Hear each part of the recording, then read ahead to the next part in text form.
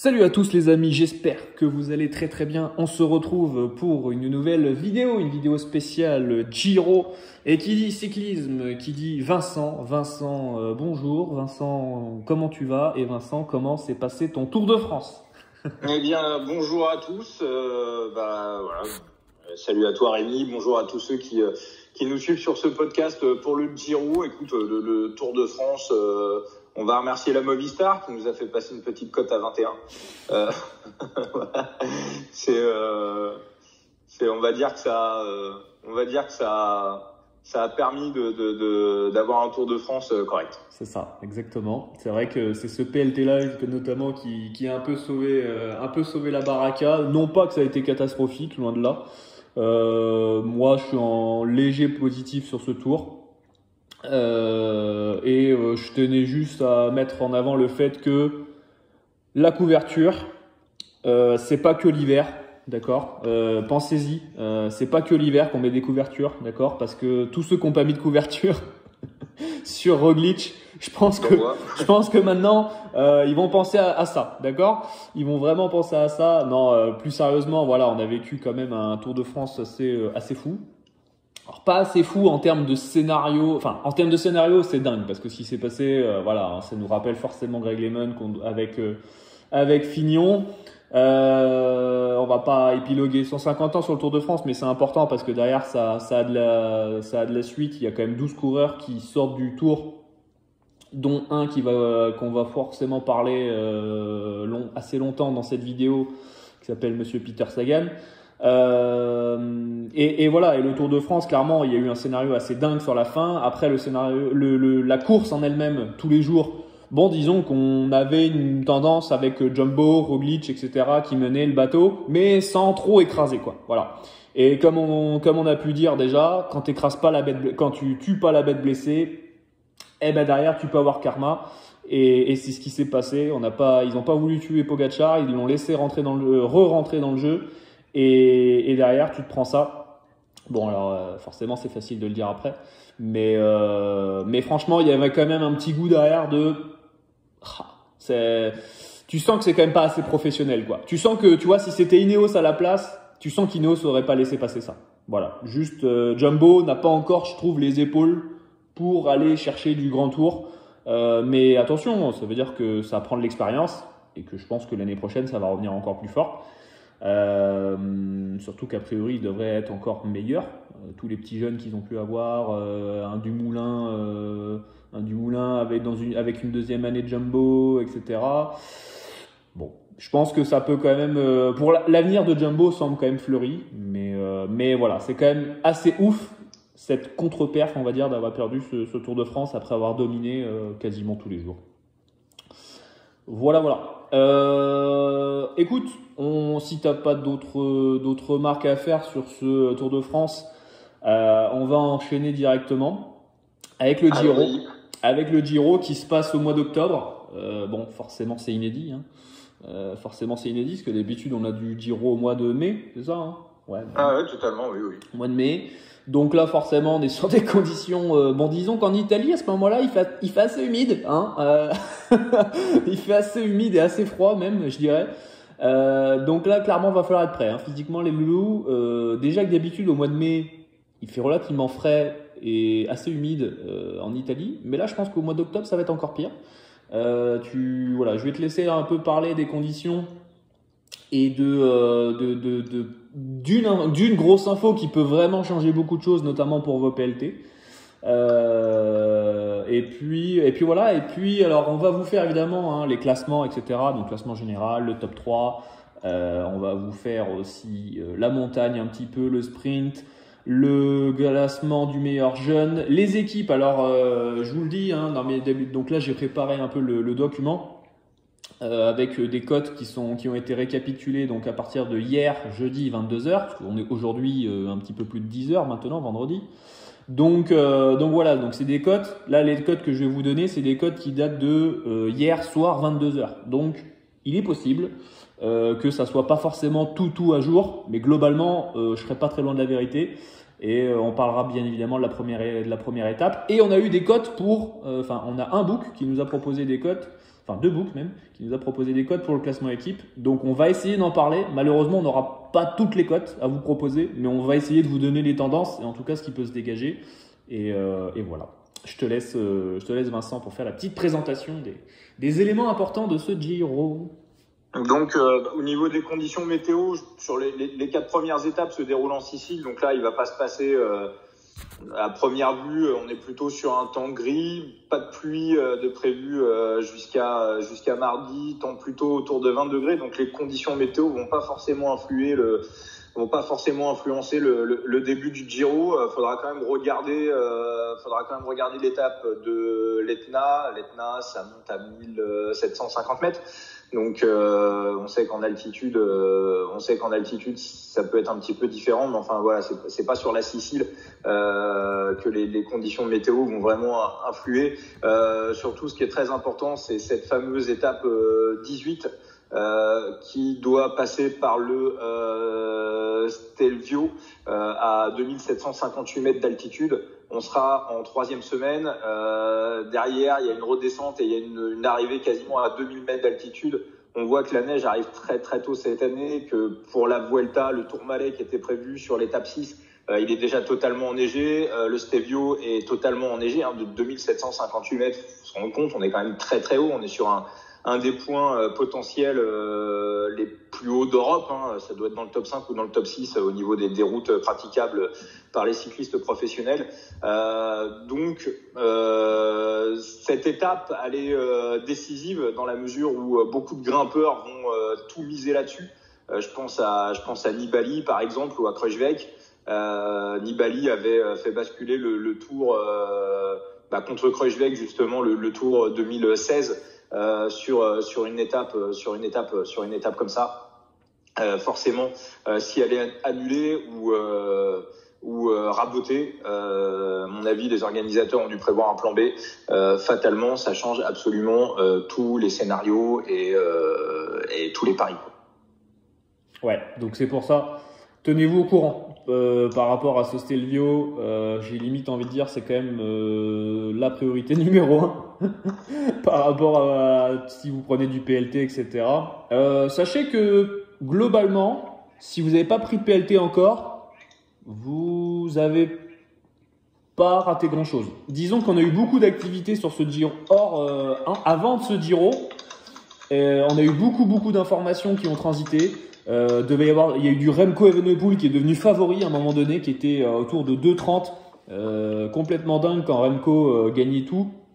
Avant sa chute malheureuse, tout va bien. Normalement, voilà, il va bien, il va mieux, il va sur les rouleaux, il sera pas présent sur la Vuelta. Mais l'année prochaine, je pense qu'il va revenir avec le couteau entre les dents et forcément, voilà, va falloir l'attendre. Mais voilà, on a eu du Remco qui était ultra favo. À un moment donné, on devait avoir Richard Carapaz en leader pour Ineos. Puis finalement, c'est Geraint Thomas qui revient sur les chapeaux de roue, notamment sur ce magnifique Tirreno Adriatico qui a eu lieu il y a 2 semaines maintenant. Ouais, c'était en plein Tour de France. Il y a eu quoi? Il y a eu donc du coup changement de leader du côté de Conan Quick-Step avec Joao Almeida notamment, avec James Knox aussi. On a eu du Kruijswijk du coup qui s'est rabattu sur le Giro avec sa blessure avant Tour de France. On a eu du coup Romain Bardet qui devait être aligné sur le Giro, s'est aligné sur le Tour de France. Finalement AG2R arrive avec une équipe un peu pas une équipe B mais une équipe de Gregario quoi, qui va essayer d'aller choper les victoires. On a quand même on a quoi j'essaye de faire le tour un peu sur ce qu'on a. On a du Simon Yates qui est revenu en très grande forme sur ce Tirreno Adriatico dans le même à l'instar de Geraint Thomas. Et puis globalement, j'ai pas raté grand chose dans les grosses informations concernant ce Giro, mais voilà, disons il y a eu beaucoup d'informations qui ont transité. À un moment donné, Froome était aussi dans le coup peut-être pour le Giro, on n'était pas sûr. Higuita pouvait faire pour Education First, pouvait peut-être doubler avec le Giro, finalement il le fera pas parce qu'il est blessé jusqu'à la fin de saison. Miguel Angel Lopez qui devait pas faire le Giro finalement vient dans l'équipe Astana. Pourquoi? Bah, on verra, on va en discuter tout à l'heure. Mais c'est vrai qu'on se dit, waouh, pourquoi il vient là? Dans quel but? On va en discuter, on va essayer de voir si on est d'accord ou pas avec Vincent à ce niveau-là. Mais voilà, donc globalement, si vous n'avez pas pris de PLT, alors moi je sais que j'ai pris autre que Remco Evenepoel à 1,43, donc autant vous dire que bon, normalement ça va être remboursé, mais si c'est pas remboursé, c'est du cash qui rentre, voilà. Ça sera remboursé, je pense. Voilà, ça sera remboursé. J'ai aussi du Vlasov à 150. Donc essayez de chercher si vous avez du Vlasov, gagne le classement général à 150, vous inquiétez pas, vous trouverez pas, d'accord. J'ai pris ça avant qu'il gagne la classique au Mont Ventoux là. Quelques jours avant ça, c'était à 150, il a gagné la classique Mont Ventoux, c'était descendu à 25. Voilà. Et ensuite, il a été faire quelques perfs sur Tirreno, Adriatico, etc. Et là, c'est descendu à 15. Et là, je pense que vous pouvez le retrouver. Vous pouvez le retrouver autour de 13 sur Betclic au mieux. Donc voilà, comment passer d'une cote à 150 à 13. Bon, je pense qu'il y a une petite value. Voilà. Et après, j'ai pris aussi quelques outsiders, mais parce que les cotes étaient trop hautes. Il y a du Hagen que j'ai pris de la Lotto Soudal qui était à 500 pour gagner le classement général. Alors c'est un mec que je vois pas forcément gagner, mais qui pour moi à 500, alors que le mec vise un top 10, top 15 au général. Voilà, pour moi il y avait erreur dans l'énoncé. Et j'ai pris du Brandon McCulty également, gagne le classement général qui est à plus de 300. Donc là c'est pareil, erreur sur l'énoncé, Brandon McCulty à 300, c'est une blague, voilà, tout simplement. C'est voilà, parce que j'en parlerai tout à l'heure, notamment dans le classement pour les jeunes. On va attaquer le classement général directement. Allez, allons-y. On va aller dans le vif du sujet. Bon, je vais vous énoncer un petit peu les cotes et puis Vincent, je te laisserai faire un peu le topo sur chaque. Geraint Thomas que vous pourrez trouver au mieux à 2,36 sur nos amis de l'Or Argel de Pinacle, Yates à 4,2 sur Betstar, Fuglsang à 7 sur Unibet, Kruijswijk à 9, Nibali à 9 également, Vlasov à 13, Majka à 25 et j'ai mis Miguel Angel Lopez à 31 au cas où. Et j'ai pas rajouté derrière parce que je me suis dit que bon, la win devait jouer entre ces 8-là et qu'on voyait pas forcément d'outsider au-delà de Majka, Miguel Angel Lopez. Alors derrière, il me semble qu'il y a du Calderman qui peut se glisser dans le lot, mais bon, si Calderman gagne le Giro, bon, il y a un petit souci dans les lancers, quoi. Voilà, faut vraiment qu'il y ait des morts et des blessés. Donc voilà. Après, on peut être surpris, on est en 2020, tout peut se passer, mais bon, voilà. Qu'est-ce que t'en penses, toi, de ces cotes-là pour le Giro? Sur quoi tirer? Qu'est-ce qui te fait kiffer? C'est quoi tes tendances? Donne-moi un petit peu ton analyse sur tout ça. Oui, bah, logiquement, le vainqueur est dans ces 7-8-là.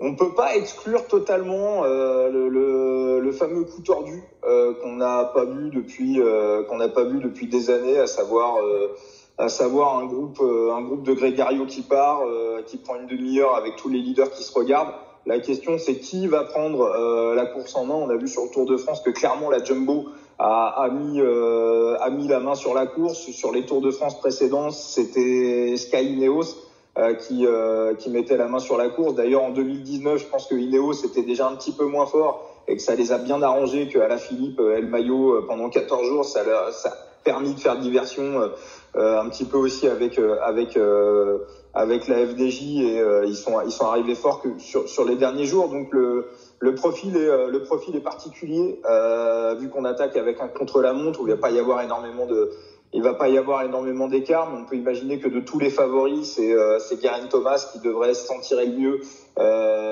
dès le début. Et ensuite, on va avoir rapidement l'étape de l'Etna, où là, les grimpeurs vont devoir déjà se mettre une caisse pour essayer de prendre du temps à Geraint Thomas, en prévision du contre-la-montre de 35 bornes qui arrive quelques étapes après. Donc ça peut nous faire un scénario assez débridé. Les étapes sont assez bien pensées. Donc après sur les tendances, Geraint Thomas clairement à 2, j'y vais pas. C'est quelqu'un qui a toujours déchatté sur le Giro. Il le visait il le visait en 2017, l'année où Dumoulin a gagné. Il s'est pris une moto en première semaine, alors qu'il était clairement favori. La Movistar Sky a toujours été un petit peu chat noir sur le Giro.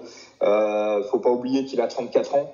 Alors même s'il revient en forme, comment il va passer la très haute montagne? Il était bien il a montré quelques garanties. C'est un mec qui sait se préparer, qui sait être là, mais clairement la cote de favori à 2, il a rien montré de probant depuis un an, à part un petit peu sur Tirreno. Donc la cote à 2 me paraît vraiment très très légère.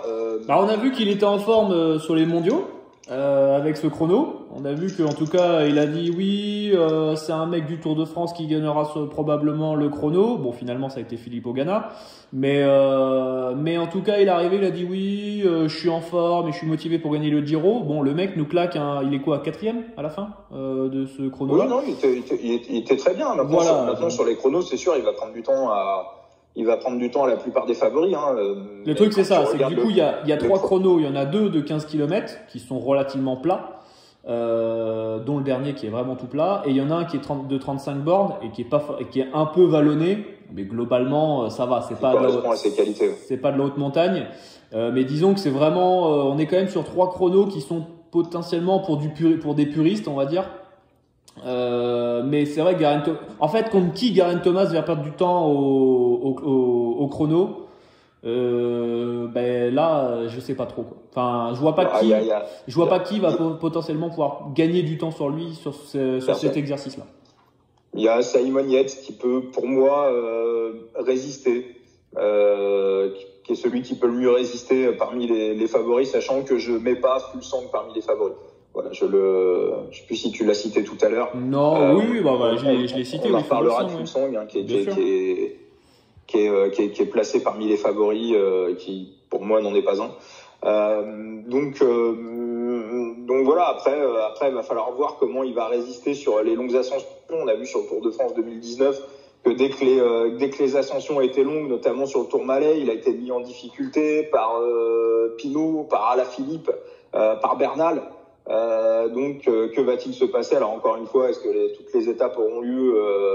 Ça c'est une autre question. Mais là on voit l'avant-dernière étape. On n'en a pas trop parlé, mais l'arrivée à Sestrières, c'est pareil. Il y a une montée à 2744 mètres d'altitude.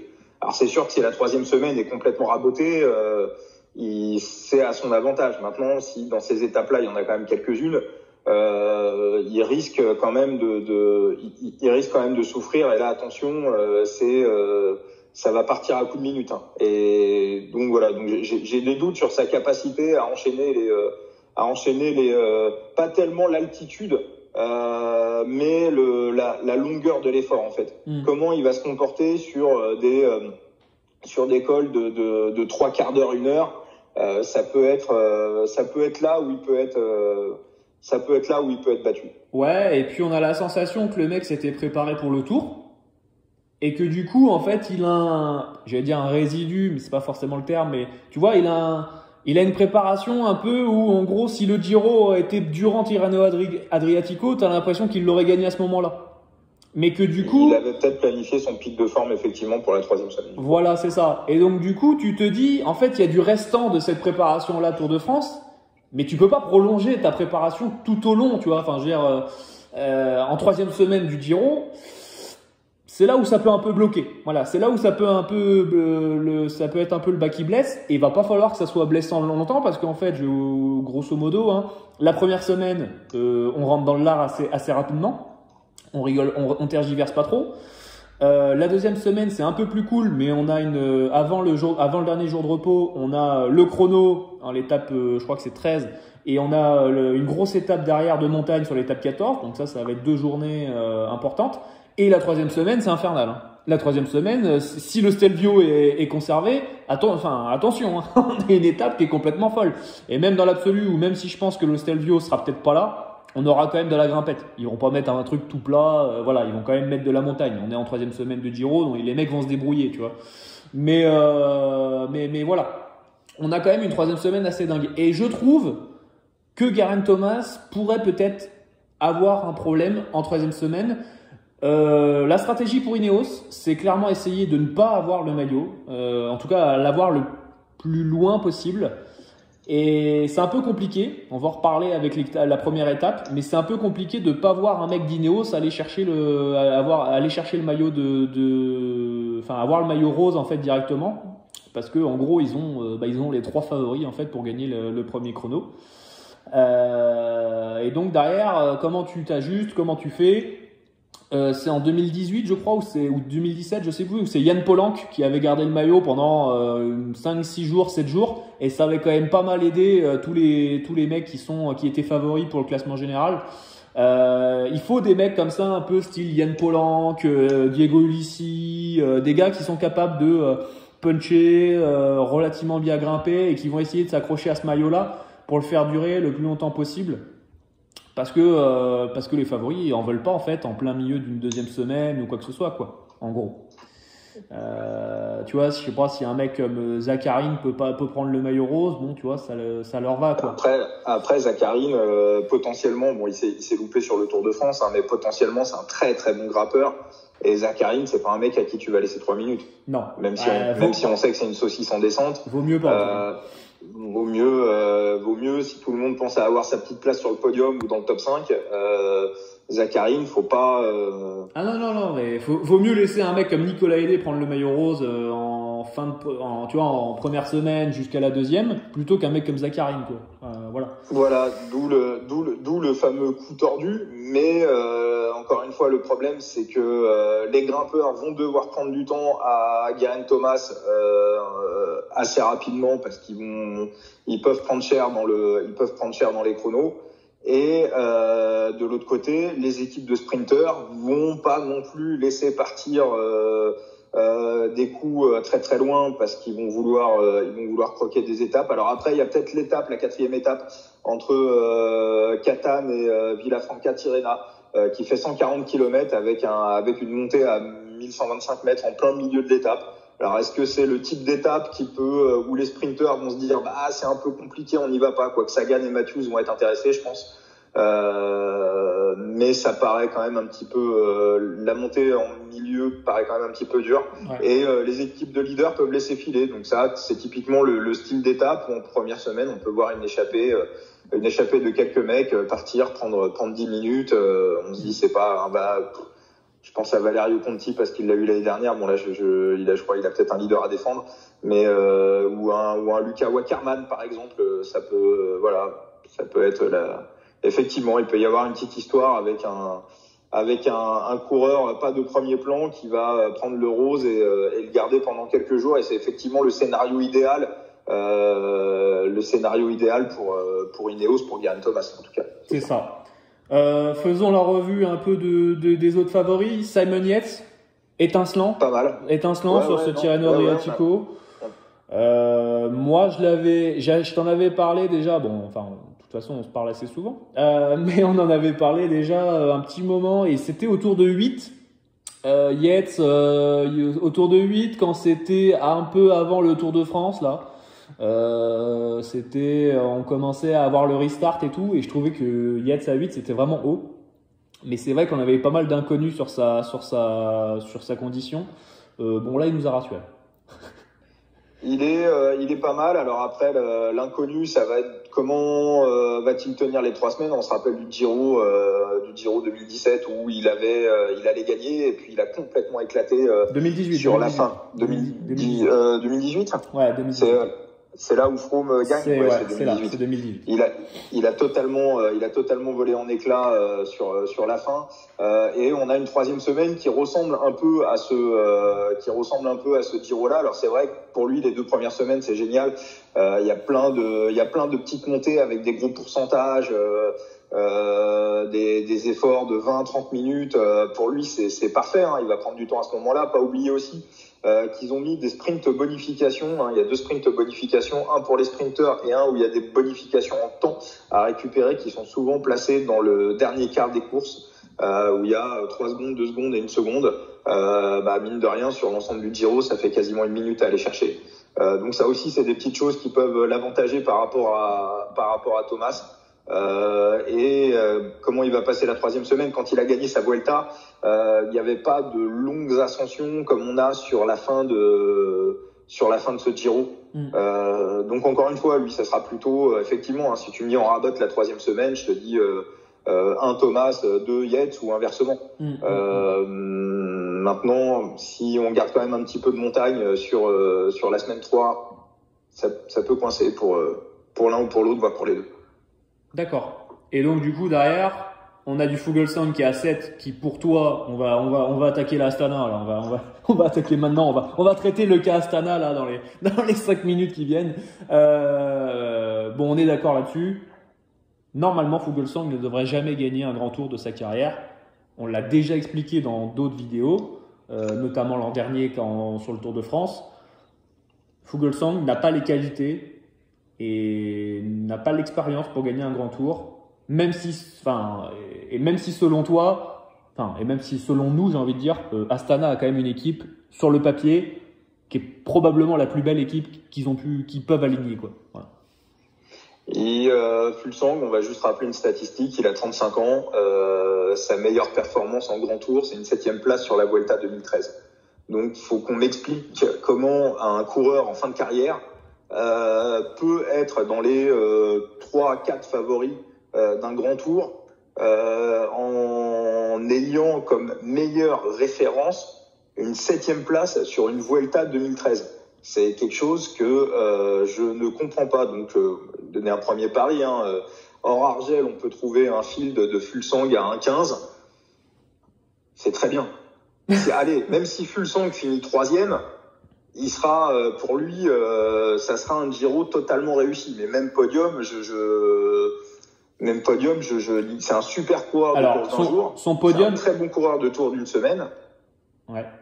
Son podium, combien? Son podium est à 2,63. Ouais, c'est une blague. C'est une blague. Même à 10, je dirais pas. Ok. Et qu'est-ce que tu en penses quand même de la force de cette équipe-là d'Astana? Parce que je le rappelle, Astana, attention les yeux, Astana, il y a donc Jakob Fuglsang, Miguel Angel Lopez, Oscar Rodriguez, où personne ne parle, mais Oscar Rodriguez, mais attention, je vous le dis juste comme ça, c'est un gars, va falloir surveiller. C'est un pur espagnol. Il était chez Euskadi Mourias l'an dernier. C'est un mec à la grimpette, ça aide bien. Et Alexander Vlasov, on aura l'occasion d'en parler assez rapidement. On a quand même 4 mecs qui peuvent, enfin 4 mecs quand même. Il a 3 potentiellement. Fuglsang a 3 mecs à sa disposition. Je dis potentiellement parce que c'est pas totalement le cas. Miguel Angel Lopez sort du Tour de France après avoir passé pas loin de la 3e place. Il s'est malheureusement craqué sur le chrono et Richie Porte a très bien roulé pour aller gratter ce podium. Il finit top 5, je crois. Ouais, c'est ça, il finit 6e. 6e, pardon. Il finit 6e de ce Tour de France-là. Avec une très belle victoire. Sur le col de la Loze. Il avait montré de belles choses aussi au Grand Colombier.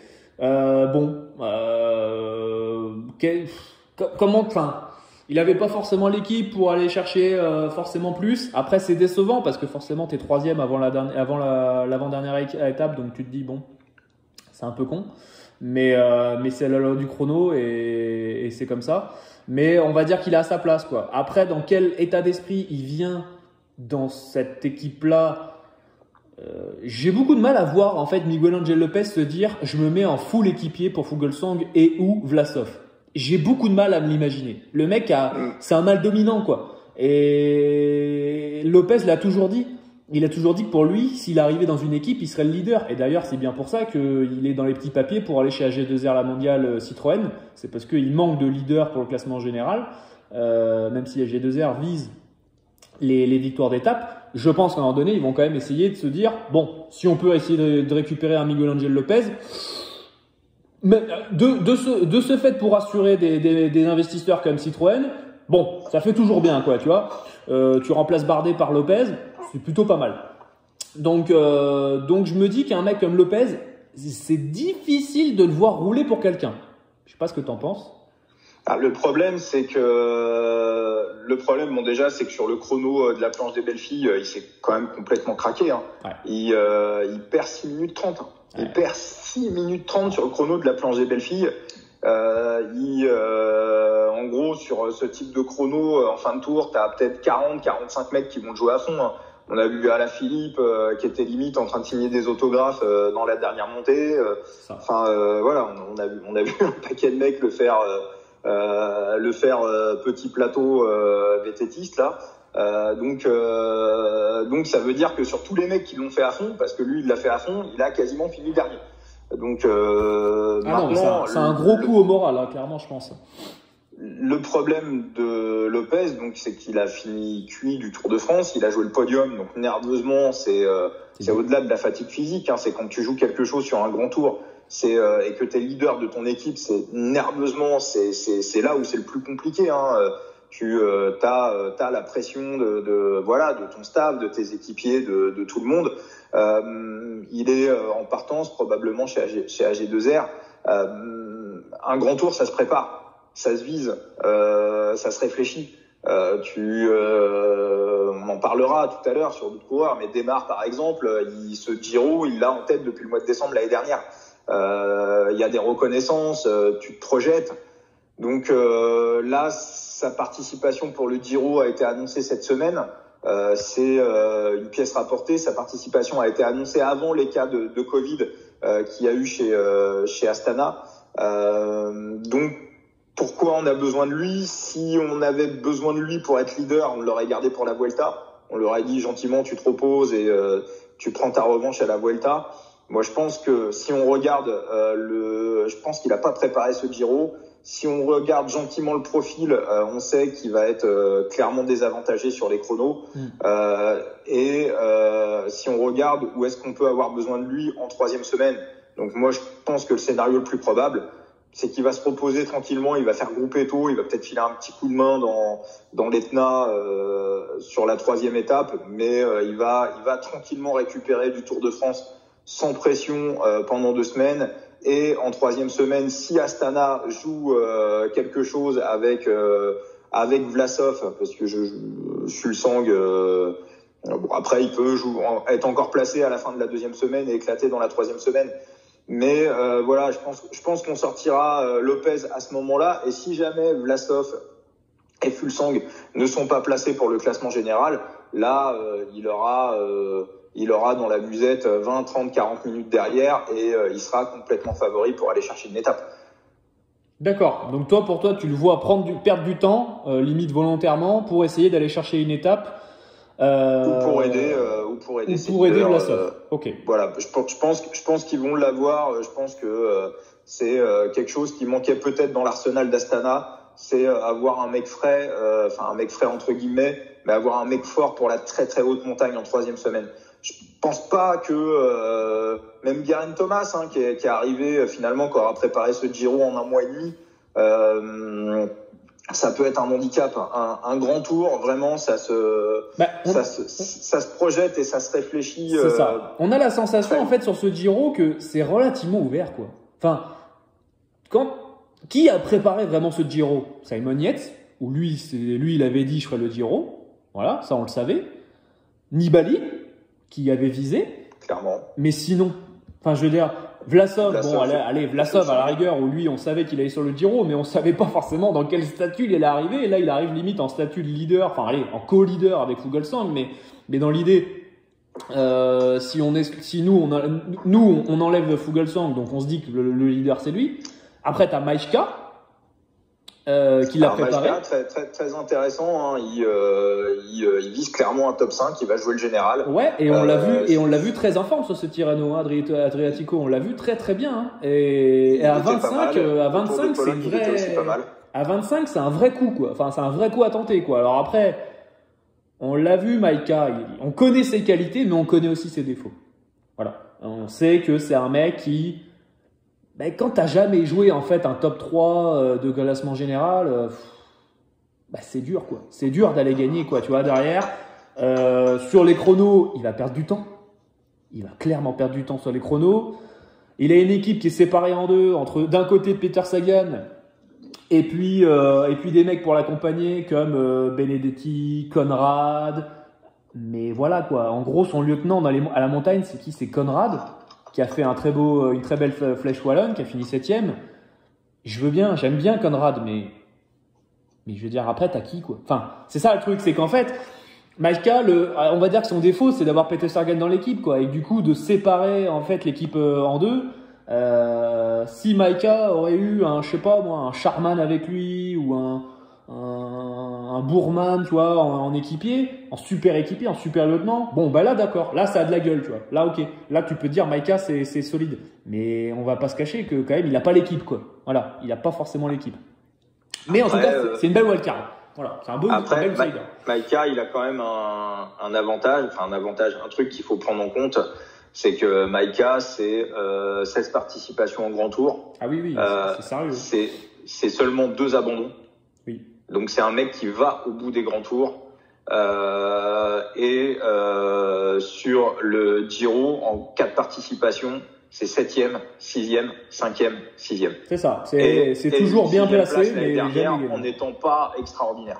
C'est ça. Et je me dis que du coup, il a quand même un sacré coup à jouer, le garçon, quoi. Putain, merde, quoi. Il a quand même un sacré coup à jouer. C'est quand même un sacré grimpeur. Il a fait 5e, notre ami Maika, en 2016, quand il était chez la Tinkoff.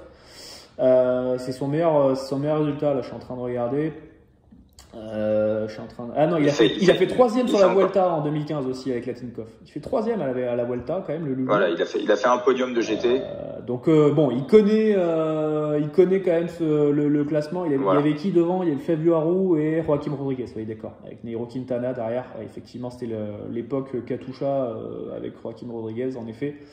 C'est le fameux Tour d'Espagne où Dumoulin explose à la dernière étape. Là, on l'avait un petit peu découvert. Il était un petit peu plus lourd que maintenant, mais il avait dominé et Astana avait gagné Aru avait gagné cette Vuelta sur un fameux saut de puce. C'est ça. Sur une belle stratégie d'équipe. C'était une très très belle étape d'ailleurs, l'avant-dernière étape de cette Vuelta. Donc on a, moi si vous voulez voir, enfin je pense, hein, après voilà. C'est un mec qui, pour moi, en top 3, c'est quand même alors en gagnant, bon, c'est couillu. D'accord? C'est couillu, ouais. C'est couillu à 25 sur BetLeague, vous pouvez le retrouver, c'est couillu. Mais par contre, en top 3, ça se tente. Et ça, 5,5 sur VBet. Pour ceux qui aiment les grosses cotes et qui veulent tenter un truc, un petit coup comme ça, je trouve ça pas mal. Voilà, je trouve ça pas dégueu. Il y a aussi un autre pari qui est pas mal. Le heads up Maika contre Kelderman. Par exemple. On a du 1,73. Ouais, c'est pas mal. Voilà. C'est plutôt pas mal du tout. Voilà, ça c'est des choses qui se tentent et franchement, il a un vrai coup à jouer, quoi, le Polac. Hein. Là, le Polonais, il a un vrai coup à jouer. Il connaît bien le Giro, il connaît bien les routes italiennes, il a l'expérience. Après, voilà, il lui manque ce truc de aller au bout, quoi. Tu vois, il a jamais été vraiment concurrent pour aller au bout, quoi. Et merde, il fait partie des 3 seuls, vraiment, allez, 4, hein, si on inclut Vlasov, à vraiment avoir préparé ce Giro, quoi. Donc normalement, ça devrait quand même être bénéfique pour lui. Voilà. On n'a toujours pas parlé de Kruijswijk et Nibali. On va essayer d'en faire un rapide topo. Je rappelle que Kruijswijk, son top 3 est à 2,38. Et que le top 3 de Nibali est à 2,8. Voilà. Bon, voir Nibali top 3 à 2,8. Bon. C'est pas mal. Faut qu'on en parle quand même parce que quand même, quoi. Quand même, c'est Nibali. El Squale qui, allez, c'est son dernier grand tour. Vraiment, en tant que vraiment favori, quoi, où il a vraiment les armes pour aller y chercher la win, quoi. Allez, non? Ah, peut-être que l'an prochain, il aura encore les armes pour jouer quelque chose sur le Giro, sur la Vuelta. Ouais. Après, sur le Tour de France, effectivement, il prend de l'âge. Ouais. Faudra voir les profils. Il l'a visé clairement. Ça part chez lui en Sicile, hein, la 3e étape en haut de l'Etna. Il verra Messine qui est à quelques encablures de l'Etna. Donc ça va le surmotiver. Il sait parfaitement se préparer pour un grand tour, et il a probablement son pic de forme en 3e semaine. Il a, je pense, il a déjà en tête où est-ce qu'il va attaquer, où est-ce qu'il va essayer de faire basculer la course, à quel endroit il va mettre la pression sur ses adversaires. Même si en descente, bon, il a un petit peu perdu depuis qu'il est père de famille. Il le dit lui-même, hein, il prend moins de risques.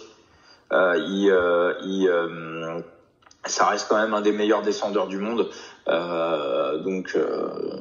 Et il a l'équipe, oui. Et il a l'équipe pour l'aider. Il a Julien Bernard qui va mener quand même son bon bout, et qui se met que voilà, si tu lui dis vas-y roule, pas de problème, lui il va rouler, c'est l'équipier modèle.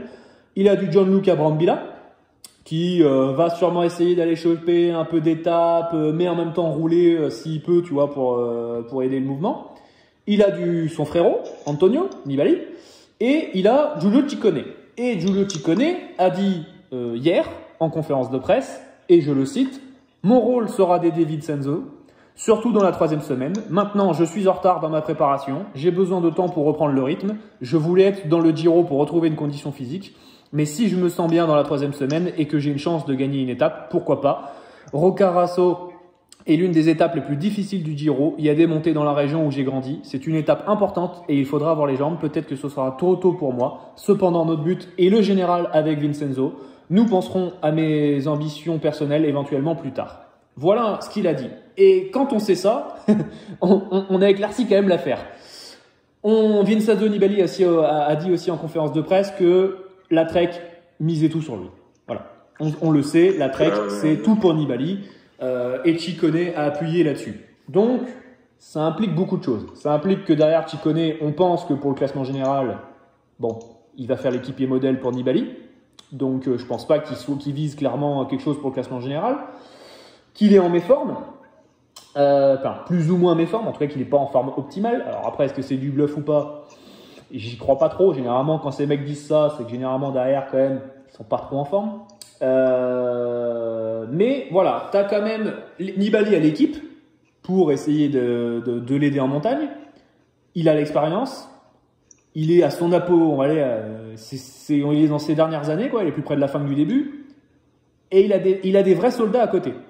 Bon. En chrono, il va pas perdre des brouettes de temps. D'accord? Je pense pas qu'il perde énormément de secondes sur les chronos. C'est quand même un mec qui, dans les chronos, et c'est pas un branquignol. Surtout sur des chronos plats comme ça, où ça va jouer à coups de secondes. Donc il perdra peut-être, je sais pas, sur le chrono 35 bornes, il peut perdre quoi?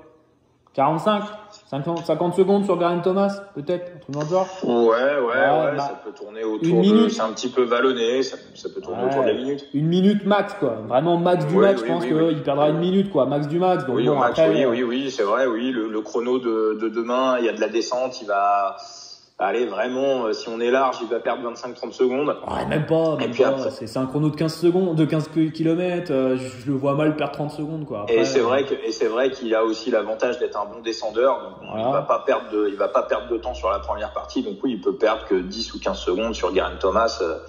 Ça peut être, et puis, on sait que le tout dernier chrono à Milan, on sait que là, on sait que ça joue sur la fraîcheur. Ouais. Donc là, c'est un dernier chrono de grand tour, ça a rien à voir avec. Et pourquoi sa cote est aussi haute? C'est parce qu'en fait, tout simplement, il est inexistant en fait. Sur ces courses où où on l'attendait, notamment Tirreno Adriatico dernièrement, il n'est pas là. Il n'est pas là, et donc c'est pour ça que sa cote a fléchi, monté. Alors je dirais pas d'aller sauter sur Nibali à 9, parce que c'est vrai que c'est compliqué d'y aller. Mais si vous avez rien pris et que vous avez envie de tenter quelque chose, Nibali à 9, ça se tente. Voilà, c'est sur VBet, les amis. Voilà, maintenant, si vous voulez un top 3 à 2,8, merde quoi. Nibali top 3 à 2,8 sur le Giro, avec tous les éléments qu'on vient de dire, quand même, ça se tente quoi. Quand même. Quoi. Après, la clé, ça reste malgré tout la météo. Si le parcours se déroule tel qu'il est prévu, Nibali à 2,8, oui, on peut y aller. Si la 3e semaine est rabotée, non.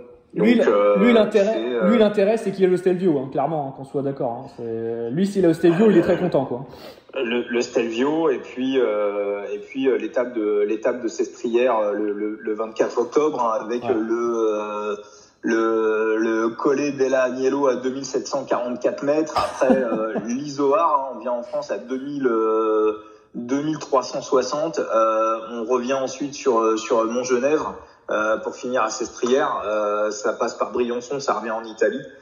C'est l'arrivée à Sestrières à 2035 mètres d'altitude. Donc là, on a clairement une étape typique pour Colombien. Ouais. Voilà. Là, si Astana joue plus rien au général, Miguel Angel Lopez, s'il est encore là, il sera complètement favori de cette étape-là. Ouais, on est d'accord. Krooswijk, on va en parler. Et puis après, on va enchaîner sur les autres classements. Krooswijk, que dire? Qu'en penser? Il s'est blessé pour le Tour de France. Il avait préparé le Tour de France, etc. Dans quelles conditions il arrive? On n'en sait rien. Il arrive quand même avec une équipe qui va tout viser pour lui.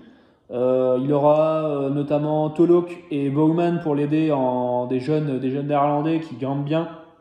Allez, il y aura peut-être Tobias Foss, le norvégien, pour l'aider, mais ça me paraît quand même plus léger. Il y aura du Jos Van Emden pour viser les chronos, mais sinon c'est tout pour Krooswijk. On ne sait pas trop où est-ce qu'il en est physiquement. Est-ce que tu le vois faire quelque chose, toi, ou pas? Alors Krooswijk, il fait partie de ces mecs qui n'avaient pas planifié le Giro en début de saison. Alors à contre-cœur, je pense que si on lui avait donné l'option lui, il voulait vraiment défendre sa chance pour le Tour de France. C'est des leaders de la Jumbo.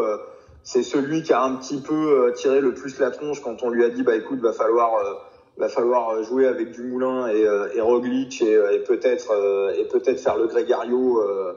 Et peut-être faire le Gregario pour l'un des deux. Donc je pense que c'est lui qui l'a le moins bien supporté. Donc à la limite, sa blessure, elle tombait bien. Ça lui permettait de récupérer le lead pour le Giro. Le Giro se profile encore une fois et que il n'y a pas d'impondérable météo et qu'on a nos étapes prévues, il a le podium dans les jambes, voire un peu mieux. Moi, je pense qu'il l'a pas dans la tête. Ce qui s'est passé en 2016 quand il est battu par Nibali et qui craque complètement à la dernière étape, un vrai champion. Attention, Krooswijk, c'est un super coureur, c'est un très très bon coureur, il a fait 3e du Tour de France, c'est génial. Un champion n'arrive pas. Voilà, ça ne lui arrive pas. La manière dont Nibali lui a mis la pression, parce que Krooswijk, clairement, il tombe dans l'avant-dernière étape sur la pression de Nibali. C'est pas un impondérable, il avait le poids de la course depuis un moment. C'était presque imperdable pour lui. Il était devenu énorme favori et mentalement il a craqué. Et ça, c'est pas quelque chose qui arrive à Bernal, ça ne lui arrivera pas. C'est un jeune. Pogacar, c'est quelque chose qui ne lui arrivera pas dans sa carrière. Nibali, ça ne lui est pas arrivé. C'est-à-dire qu'un champion, au moment où faut répondre présent, mentalement, il répond présent mentalement. Après, tu peux être battu à la pédale, tu peux tomber sur plus fort que toi. Ça, c'est complètement autre chose. Et c'est quelque chose qu'on retrouve dans tous les sports. Et ce jour-là, il a montré qu'il n'était pas un champion. Et c'est pour ça qu'il était si content de sa 3e place l'année dernière au Tour de France. Parce que pour lui, c'est l'apogée de sa carrière. Un champion peut dire, voilà, j'ai fini 3e, je suis satisfait. C'est là où on voit la différence. C'est qu'un champion, il finit 3e. Il va chercher à faire 2, à faire 1. Là, on a vraiment senti que cette 3e place sur le Tour de France, pour lui, c'était un aboutissement en soi, un petit peu comme la 3e place cette année de Richie Porte, qui, lui, a eu des impondérables. Mais Richie, c'est peut-être aussi un petit peu ce qui lui a manqué, parce que physiquement, c'est un monstre. Il y a qu'à regarder ses stats sur Strava, où il est, et des fois, c'est peut-être justement ce poids de l'équipe, parce que être un leader, c'est aussi un métier, c'est aussi complètement autre chose. C'est pour ça que des fois, on voit des mecs qui, en n'étant pas leaders, sont meilleurs que quand ils sont leaders, parce qu'ils sont un peu plus libérés. Tout simplement, c'est un autre métier. C'est ce que dit par exemple Sepp Kuss de la Jumbo, c'est que il veut pas être leader. Pour lui, c'est une pression. Alors ça changera peut-être, mais pour lui, c'est des sacrifices, c'est une pression, c'est prendre en compte. On voit les équipiers, nous on voit ce qu'on voit à la télé, mais un leader, il a quasiment une entreprise sur le dos. T'es leader, t'es presque le PDG t'es presque le PDG de la team où voilà, tu vas reposer les mécaniciens, les cuisiniers, t'engraines 45 mecs avec toi. Donc Kruijswijk, je pense que ce costume, il est un peu gros pour lui, donc c'est pour ça que je le mettrai pas pour la gagne. Je pense qu'il est assez bien coté à 8. Voilà. Après podium. Il y a du 9. Kruijswijk, il y a 9 sur Betstar. 9, c'est assez bien coté. Après podium. Il y a du podium à 2,38 également sur le même book. Ouais, ça me paraît un petit peu. Je vais rappeler les cotes. Le podium est pas scandaleux. Je vais rappeler les cotes pour le top 3. Donc pour le podium, Thomas à 1,38. Bon, c'est pas très intéressant. Voilà. Yates à 1,65. On peut y aller, mais c'est toujours compliqué, quoi. D'aller sur un podium à 1,65 comme ça, là, avant le Giro et tout. Ça serait pendant le Giro et on aurait des choses palpables. Pourquoi pas? Mais là, sans rien, moi, j'irai pas. Kruijswijk à 2,38. Fuglsang à 2,63. Bon, ça, on oublie. Nibali à 2,8. Ça se tente. Vlasov à 4. Pas mal. Voilà, sur Vbet. Sur le même book, vous avez du Maika à 5,5 qui a tenté. Et j'avais noté, mais bon, Miguel Angel Lopez à 12 sur Unibet, notamment. Mais ça, techniquement, dans notre réflexion, on l'oublie. Voilà un petit peu. Vous pouvez piocher ce que vous voulez, évidemment. Il n'y a pas de bête. Là, on vous donne pas de bête, d'accord? Si vous voulez des paris, vous avez mon groupe privé. Vous avez aussi le groupe de Vincent qui fort généreusement donne ses informations et ses analyses, je pense, l'a fait sur le Tour de France et je pense qu'il va le faire aussi sur le Giro, avec son groupe sur Facebook qui s'appelle Le Coup Tordu. Donc voilà, si ça vous intéresse, je vous invite à y aller fortement, c'est toujours très intéressant, même si vous êtes juste curieux et passionné, n'hésitez surtout pas. Mais voilà, grosso modo, si vous avez du top 3 à tenter, moi j'irais sur du Nibali à 2,8, Maika à 5,5, Vlasov à 4, je pense ça peut le faire. Voilà, ça peut se tenter. Mais voilà, un petit peu. On va passer au classement de la montagne. On va être assez bref. J'ai pris une dizaine de mecs là que j'ai noté. C'est compliqué. J'ai l'impression de dire ça à chaque vidéo qu'on fait sur les classements de la montagne, mais c'est le cas. C'est pas un running gag, c'est le cas. C'est compliqué la montagne parce qu'on sait jamais en gros à quoi s'attendre, à quoi ça peut. Un leader peut gagner le classement de la montagne. On l'a vu là, Pogacar a gagné le classement de la montagne malgré lui, on va dire sans le viser. On peut avoir aussi des mecs qui peuvent aller le choper. Juste, moi, j'ai envie de te demander qui c'est que toi potentiellement t'as vu en wildcard ou en tout cas que tu vois potentiellement le viser, hormis les leaders. Alors au départ j'aimais bien Julien Bernard parce que je l'avais vu sur le Tour de l'Ain aller le chercher. Je me suis dit tiens, il a une idée derrière la tête, mais on est douché parce que clairement la Trek sera en ordre de bataille derrière Nibali, donc sauf si Nibali venait à abandonner rapidement, c'est quelque chose qu'on oublie. Ouais, puis il y a Ciccone aussi derrière, potentiellement. Donc voilà, donc Ciccone on oublie aussi. On a, alors tu vois, à réfléchir comme ça, on a Nicolas Edet qui a déjà été meilleur grimpeur sur la Vuelta. Ouais, et qui a 34 sur Vbet, et ça c'est pareil, je l'avais glissé dans la petite liste et que j'aime beaucoup moi, j'aime beaucoup ça. C'est voilà, la COF va pas viser grand chose de plus. Ils vont viser les étapes avec Viviani, mais voilà quoi, ça s'arrête là quoi. Oui, encore Viviani, on parlera des sprints après, mais il est,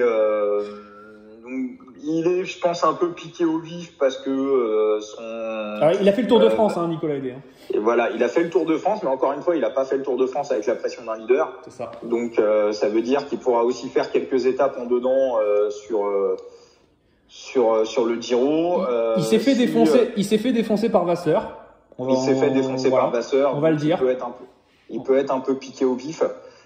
Alors quand on dit défoncer, c'est qu'en gros Vasseur a dit, donc Vasseur qui est le directeur sportif de Cofidis, a dit en gros que Nicolas Edet notamment n'avait pas avec Navarro, n'avait pas assez aidé, non pas Navarro, Herrada pardon, n'avait pas assez aidé Guillaume Martin pour aller chercher un top 10 sur le Tour de France. Voilà ce qu'il, en gros, il l'a assassiné en conférence de presse, quoi. Il l'a vraiment démonté, quoi.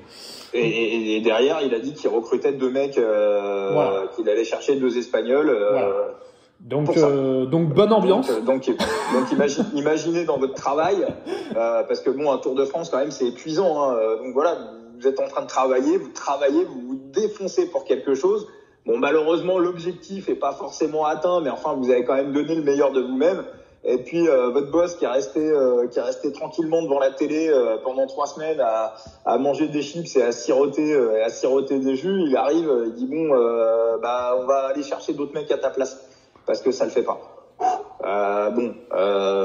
C'est encore une fois, ce sera peut-être le sujet un jour, on pourra en faire une vidéo entière, mais le management de Cédric Vasseur, même Guillaume Martin, on a parlé, ils m'ont demandé en interview, alors votre manager a annoncé que vous pouviez viser le top 5, voire le podium du Tour de France, il a dit oui, il dit moi j'aurais pas dit ça. Bon après c'est bien d'être ambitieux, il l'a pas défoncé non plus, mais on sent même que Guillaume Martin, ça lui met une pression négative. Donc Vasseur, ça aussi c'est un truc à voir, à retenir dans les bêtes, c'est que Cédric Vasseur, surveillait bien ses déclarations. C'est un manager qui met une pression ultra négative à ses coureurs. Sur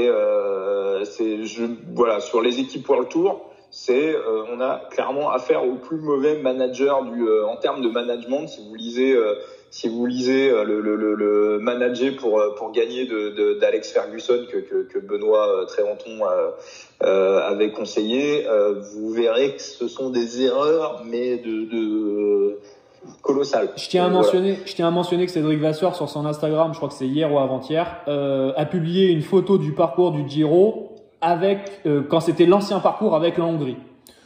Voilà. Donc ça vous donne une idée du professionnalisme du garçon. Des fois, j'ai envie de te dire, retourne à France Télévisions pour aller commenter le Tour, et puis voilà, ou sur la moto, et puis bon, voilà, ça ira pas mal. Il était pas mal, mais non, en plus, comme il était très bon. Heureusement qu'il a Roberto Damiani comme directeur sportif, qui lui, par contre, est très très bon. Oui. Ça, par contre, c'est un vrai bon choix. Mais bon, voilà. Mais le reste, c'est mais bon, bref, revenons à nos moutons. C'est vrai que Nicolas Hédé à 34, c'est quand même, c'est intéressant, malgré le fait qu'effectivement, bon, l'ambiance est pas ouf, mais en même temps, ça peut lui donner un petit peu, comme tu dis, un petit coup de vif, et se dire, bon, bah, écoute, mon grand, tu vas voir ce que je suis capable. Voilà. Donc, c'est à 34 sur Vbet, s'il y a des amateurs. Moi, j'ai glissé du Visconti à 34. Donc, Visconti qui fait partie de la petite équipe de Vini Zabou. Qui est composé avec notre ami Luca Wackerman. Luca Wackerman qui, alors autant l'an dernier, ceux qui suivent bien les vidéos et qui sont assidus, on avait noté Masnada en homme à suivre. On n'en a toujours pas parlé d'ailleurs dans ce classement à la montagne, mais on va y venir. Luca Wackerman, attention. Voilà. Juste, on dit attention, mais normalement, c'est un petit bonhomme qui, déjà, il va pas rester longtemps à Vini Zabou, je pense. Et il peut aller gratter. Voilà, il peut aller essayer en gratter une. Ça va être un mec à suivre, notamment sur du sprint vallon, un peu. C'est un mec qui puncher un peu. Donc intéressant, profil à suivre. Visconti à 34, Vini Zabou. Bon, c'est un mec Visconti, je pense, c'est un mec qu'on va voir à l'avant. Aller dans les échappées, etc. Typiquement le genre de mec qui va aller, comme tu disais, sur l'étape, alors pas l'étape de l'Etna, mais la 4e, juste après, qui va essayer d'aller dans ce groupe-là pour essayer d'aller chercher un maillot ou une étape, quoi, tout simplement. Donc Visconti à 34, pourquoi pas, c'est des choses qui se tentent. J'avais noté Ruben Guerrero, moi, à 29. Education First, qui aura pas forcément grand chose à noter, enfin à faire sur cette Vuelta, sauf essayer d'aller placer peut-être un mec comme Daniel Kongert, peut-être dans le top 10, mais alors là c'est un peu compliqué, même si Daniel Kongert sur les chronos c'est pas mal. Simon Clark essaiera d'aller chercher les étapes, il y aura du Caicedo aussi, l'équatorien. Bon voilà, c'est une équipe un peu bis quand même, d'Education First, on va pas se mentir. C'est quand même pas la folie, cette histoire. J'avais noté Bouchard à 23, parce que je pense que la G2R va essayer d'aller chercher les étapes, et tu vois, bon, Malgré peut lui, être un objectif. j'ai envie de dire, Bouchard peut vraiment essayer d'aller choper un peu dans le même, à l'instar de Pierre Rolland sur le Tour de France. Je trouve ça pas mal, quoi. Un Bouchard à 23, ça peut se tenter. Après, j'ai mis Zakharine à 17, mais ça voudrait dire qu'il faudrait pas qu'il vise le classement général. Et je pense que dans sa petite tête, il a quand même dans l'idée alors bon, il est chez CCC. Zakharine, il doit changer d'équipe, non?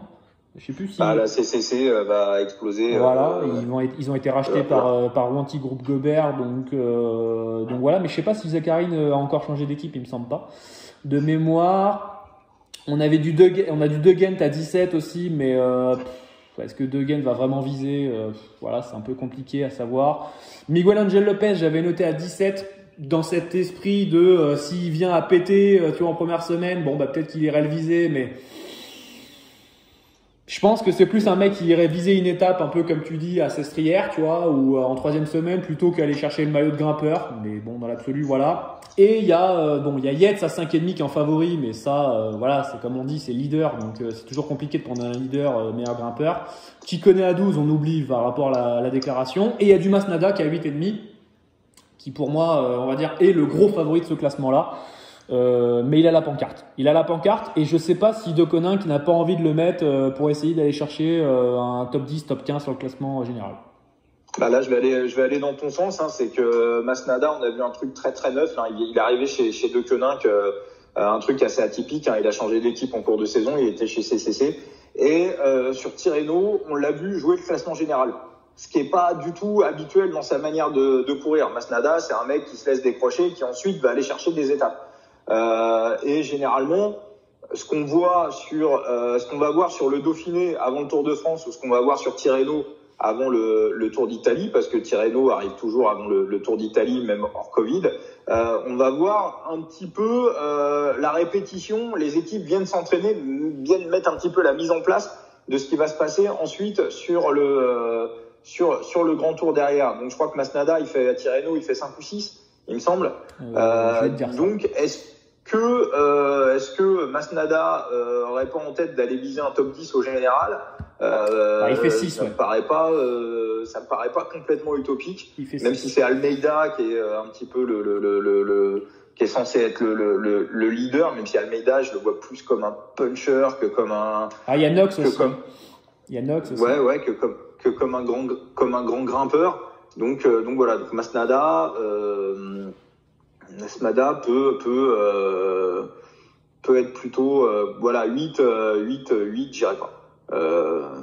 Ok. 8, j'irai pas. Peut être soit en chasseur d'étape, soit en classement général, mais moi je pense qu'il va jouer le général. Ouais, donc du coup on irait plutôt sur du Bouchard 23, Visconti 34, Guerrero 29 et Edé 34 dans l'absolu. Voilà. Que toujours pareil, un classement montagne, faut tenter des trucs parce que c'est un peu une loterie. Donc voilà, ne pas forcément bête, mais en tout cas forcément toujours pareil. Les enseignements, c'est tous ceux que vous voyez lâcher volontairement en première semaine, des leaders ou quoi que ce soit, peuvent devenir des mecs prétendants au classement montagne derrière. Je pense à Miguel Angel Lopez, je pense à De Gent, je pense à Zakharine, ces mecs-là. Pozzo Vivo, il est à combien? Je sais pas, j'ai pas le book devant moi là.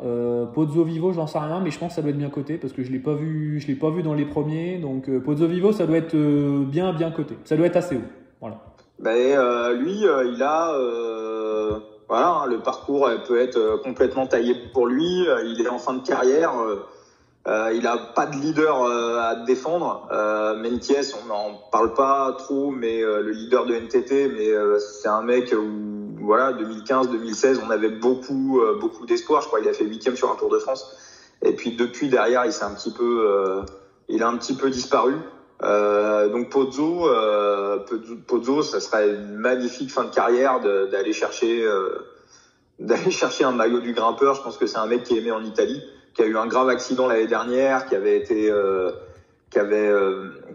abandonné par son équipe, qui a récupéré un contrat in extremis avant l'ouverture de la saison. NTT a eu une dernière place et il a récupéré un guidon à la dernière minute. Donc Pozzo, moi je serais lui, je le viserais. Je suis en train de chercher pendant que tu discutes. Je le vois pas. Donc il est même pas coté. J'ai fait 3 books, il est pas coté. Donc bon. Ah, ils vont... Voilà. Ils vont nous faire comme Nance Peters ou sur la dernière vidéo du Tour de France, quand on cherchait qui pouvait gagner une étape, je te demande la cote de Nance Peters. Elle n'existait pas. On n'a jamais trouvé de cote pour Nance Peters qui gagne une étape sur le Tour. Et il a gagné une étape sur le Tour. C'est ça. Donc on était un petit peu énervés ce jour-là parce qu'on n'a pas trouvé de book qui nous le proposait, alors qu'on l'avait vu arriver.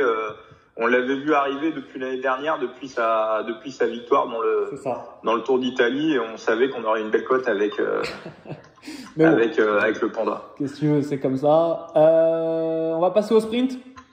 Allons-y. Alors là, on a pas mal de choses à dire. On est déjà à plus d'1 heure de vidéo, c'est magnifique. Alors, Peter Sagan, favori à 3,15. Matthews en outsider, co-favori à 3,65. Derrière, on a du Arnaud Démare à 4,4. On a du Gaviria à 8,03. On a du Viviani à 20. Ballerini à 22. Barbier à 45. Ogier à 24. Ulissi à 40 et Van Dramé à 51. Et je vous expliquerai pourquoi j'ai mis ces 5 autres mecs-là derrière au-dessus de 20 dans mon analyse. Après que Vincent ait fait la sienne pour le sprint, on va parler notamment de Peter Sagan. Peter Sagan, alors attention, il a préparé ce Tour d'Italie, donc c'est peut-être pour ça qu'il a été un petit peu en dedans sur le Tour de France, parce qu'il avait prévu dès le départ de faire les deux. Moi, je pense qu'au départ, il devait, si ça avait eu lieu dans l'ordre et s'il n'y avait pas eu le Covid, je pense qu'il n'aurait pas été au bout du Tour d'Italie. À mon avis, il aurait fait les 2 premières semaines. Non, au Tour de France, tu veux dire? Non, si le Tour d'Italie avait eu lieu. Ah oui, d'accord, ok, pardon. Avant le Tour de France, je pense que sa priorité restait d'aller enchaîner, d'aller chercher un nouveau maillot un nouveau maillot vert sur le Tour de France, et il savait que s'il faisait le Tour d'Italie en entier, ça serait compliqué d'aller chercher le vert ensuite sur le Tour de France. Ouais. Donc là, l'ordre a été inversé, il a fait le Tour de France en entier.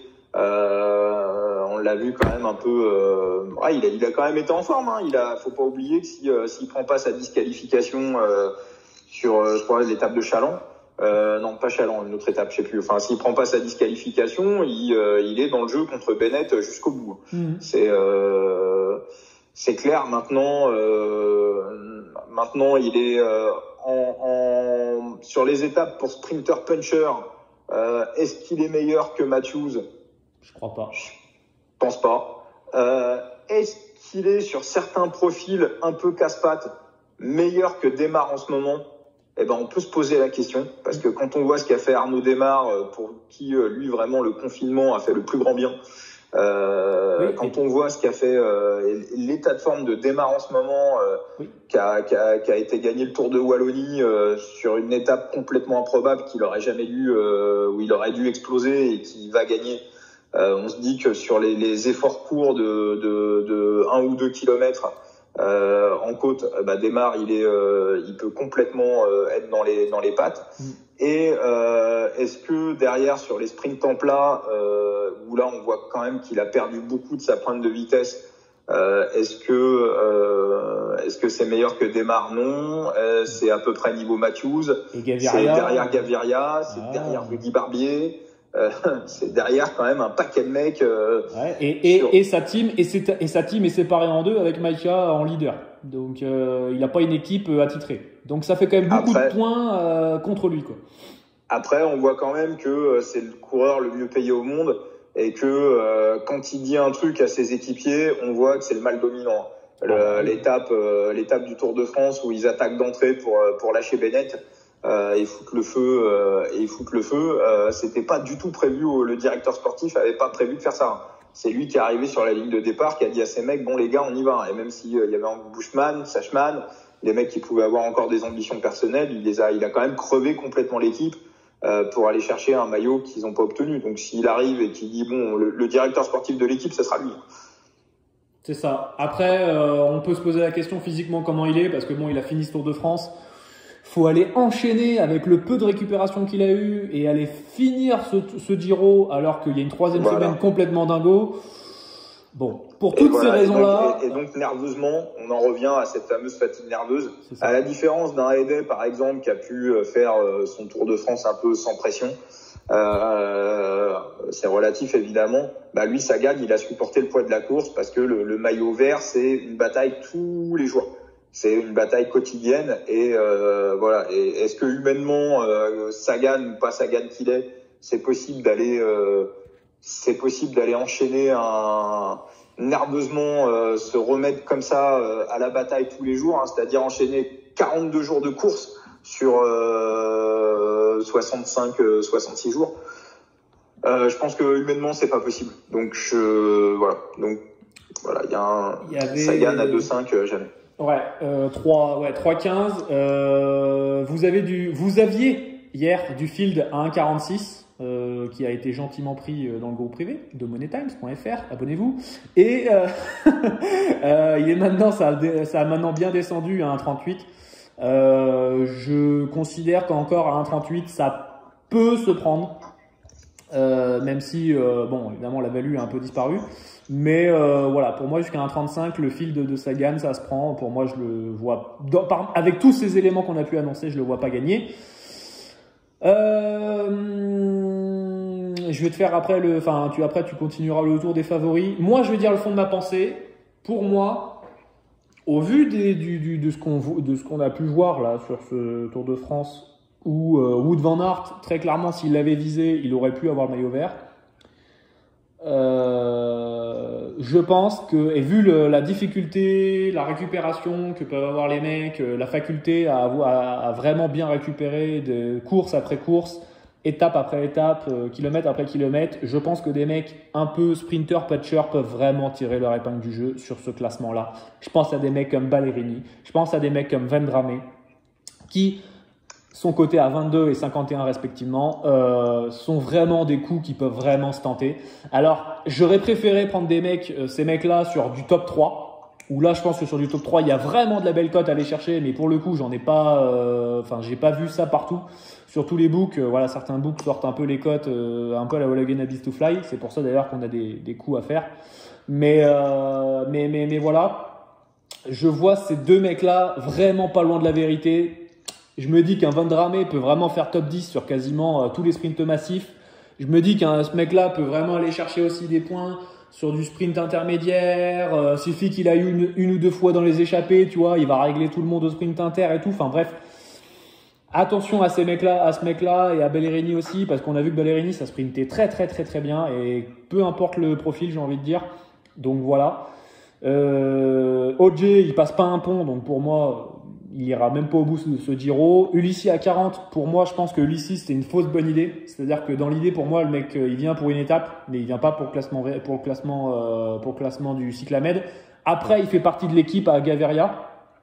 Et donc, du coup, il se peut qu'il essaye de protéger un peu ce qu'a fait Morkov avec Bennett sur le Tour de France. C'est-à-dire qu'il va essayer d'aller chercher des points et d'aller sprinter pour protéger, on va dire, les points que peuvent prendre d'autres. Donc pour sauvegarder Gaviria, je pense que sa mission ça sera vraiment ça à Ulissi. Rudy Barbier à 45, là c'est clairement un coup de poker, c'est un coup à tenter. J'y crois pas plus que ça parce que je pense que c'est trop compliqué pour la grimpette, pour lui c'est trop compliqué. J'ai beaucoup plus de foi en Vendrame à 51 et Ballerini à 22. Viviani, il sort du Tour de France, bon il est chez Cofidis. Voilà, je pense que j'ai donné assez d'informations pour dire qu'il faut pas y aller dessus. Et après, donc on a Gaviria à 8,03, Démarre à 4,4 et Matthews à 3,65. Et je te laisse décrire un peu le fond de ta pensée par rapport à ces trois hommes-là. Écoute, Vendrame, j'y avais pas pensé, mais c'est pas con du tout. C'est vraiment pas con parce que Vendrame, c'est aussi un mec qu'on a vu l'année dernière sur une étape de moyenne montagne. Aller chercher une bonne place. C'était l'étape où Conti avait pris le maillot rose. Et c'était vraiment de la moyenne montagne. Donc il peut aussi s'échapper. Et, il a vraiment un profil. Il a les qualités de Sagan en meilleur. Donc ça va plus loin en montagne. C'est pas forcément moins rapide sur le plat. Et autre nouveauté, c'est que Vendrame, on le voyait pas faire de sprint massif la saison dernière. Et là, cette année, clairement, on le voit dans tous les sprints massifs. Hein, il a été faire des top 5, top 6 sur Tirreno. Il essaye clairement de se placer. Donc effectivement, AG2R a probablement une idée derrière la tête avec Vendramé. Pour moi, le favori, c'est Demar. On a du 4,60, je crois, sur Unibet.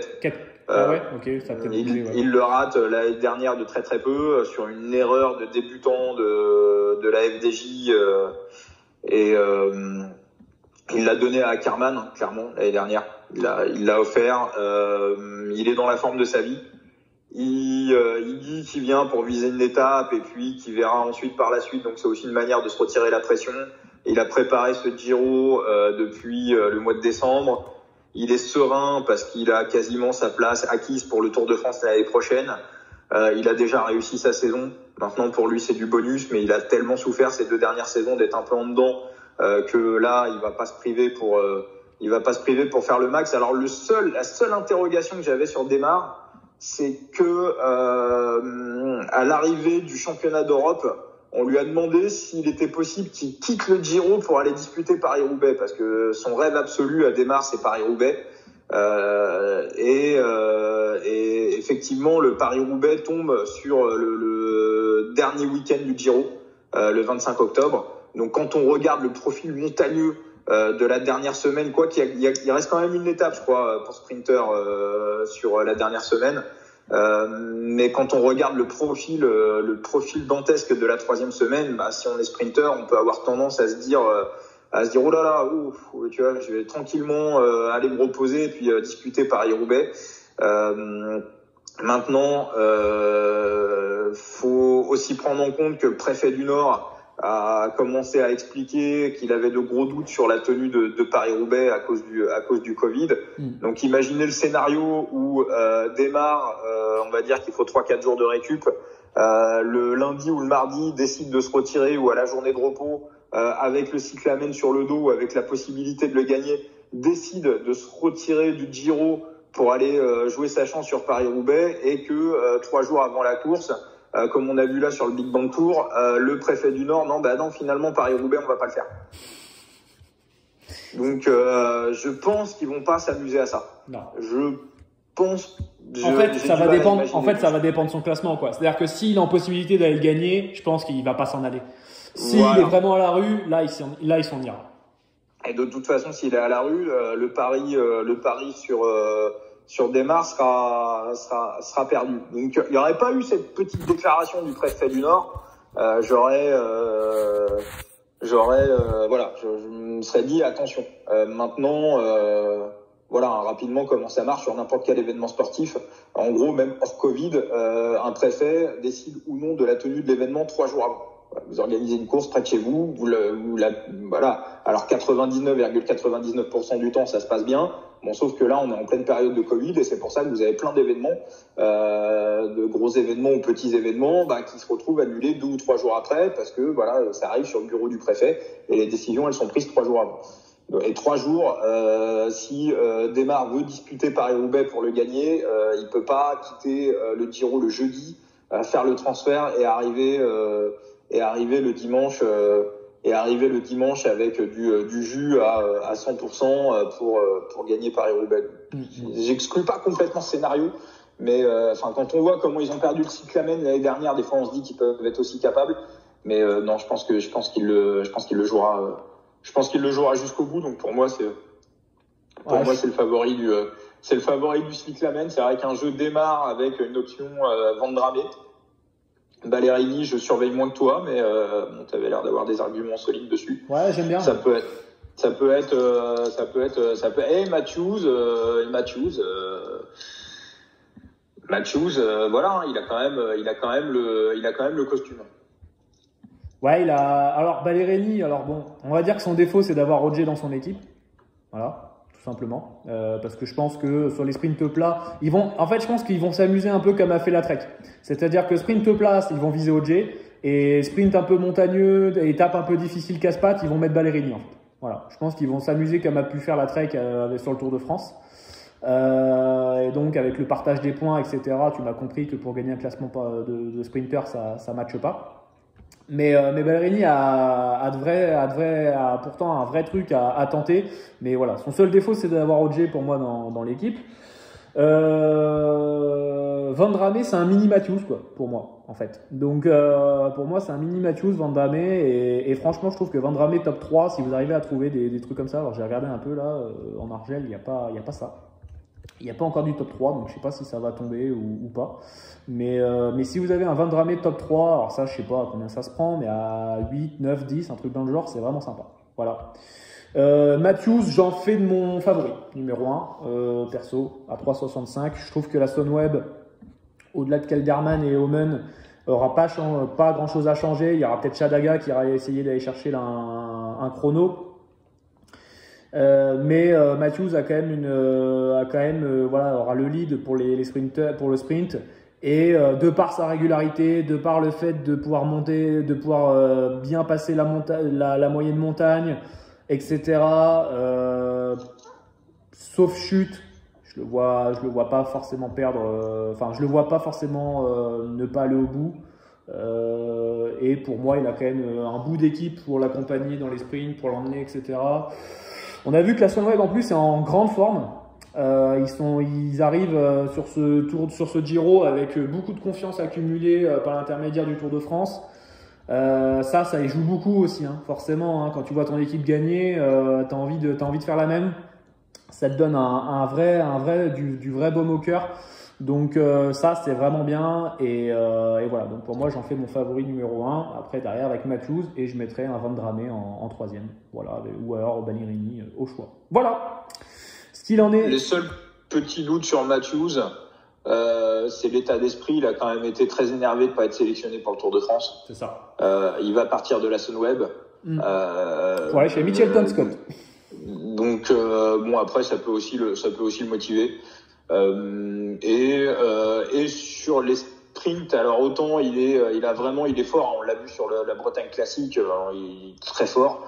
Attention sur les sprints, sur le plat, où on n'est pas à l'abri de le voir se louper et faire des 10, 12, 15e places. C'est le seul petit. Après, il y a effectivement énormément d'arrivées pour pure puncher où il va.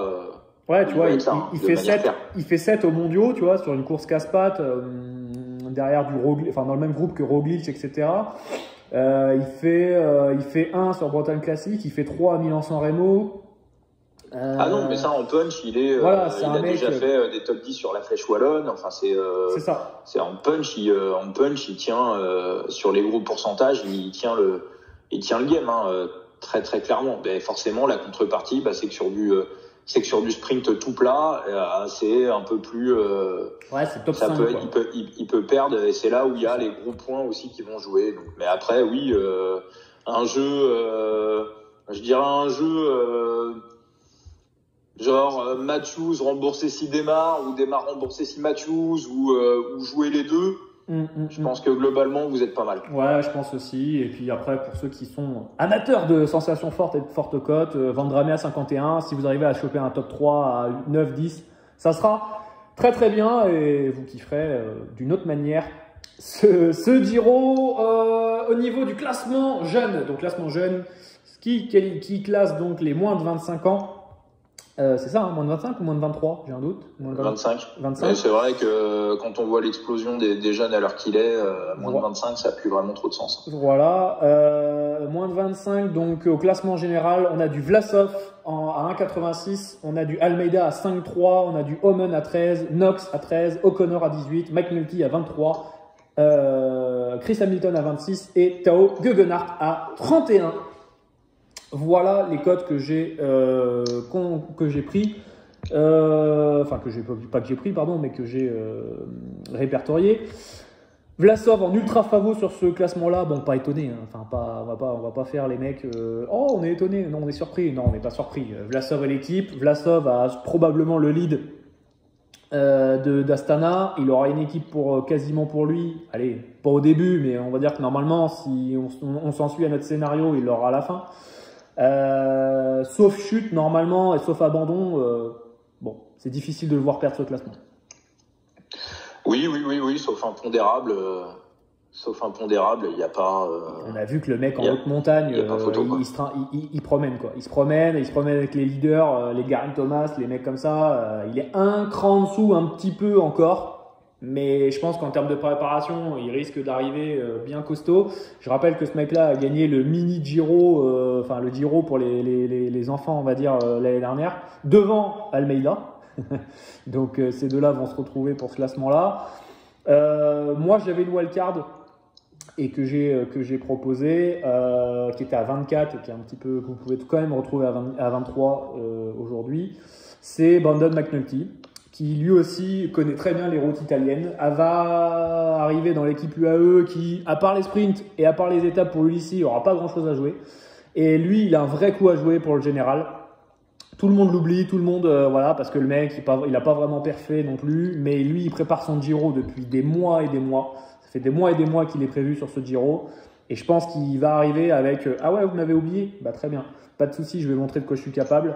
L'année dernière, il m'avait vraiment fait une grosse impression, à l'instar de Masnada aussi, où le mec promenait son vélo dans les hautes montagnes italiennes.